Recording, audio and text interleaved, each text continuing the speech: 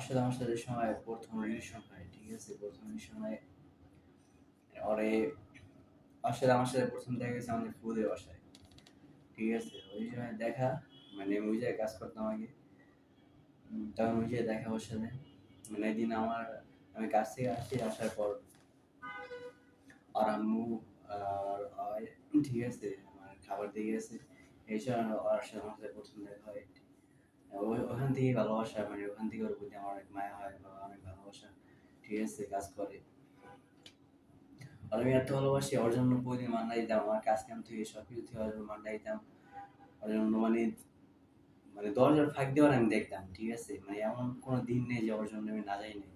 মানুষের কাছে ওর কত কথা, কত অভিমান, কত কিছু শুনতে হইতো ওর জন্য, ঠিক আছে?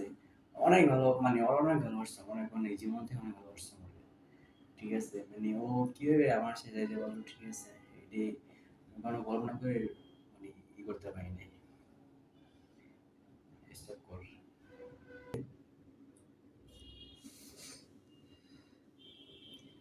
পরে আমাদের প্রায় আরো বছর রিলেশন, ঠিক আছে? পরে এই প্রায় 21 দিন আগে, 12 দিন আগে আমার হঠাৎ করে বলতেছে যে আমার ফ্যামিলি থেকে আমার আব্বু ছেড়ে রাখছে, ঠিক আছে?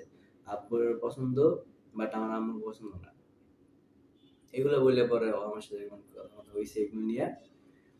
পরে কিছু পরে 1 সপ্তাহ পর আবার বলতেছে আমার আম্মুর পছন্দ হয়েছে বা এখন এরকম 1 বছর ভিতরে এরকম মানে বিয়ে দিতে চায় বা করতে চায় এরকম।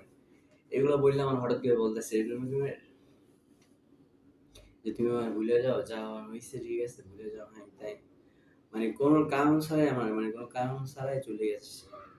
পরে ওই দিনের পর থেকে মানে সব জায়গা থেকে ব্লক করে দিয়েছে আমার, মানে এত বলছি আমি তোমার এত ভালোবাসি, এত ভালোবাসি, বা মা আমার মা যেখানে আছে ওই জায়গায় তোমার রাখবো, ঠিক আছে? ওই জায়গায় তোমার রাখবো, আমি তোমার অনেক ভালোবাসবো, অনেক সুখে রাখবো, অনেক শান্তি রাখবো, তোমার কোনো কিছু তো রাখবো না। তাও সে আমার ছেড়ে চলে গেছে।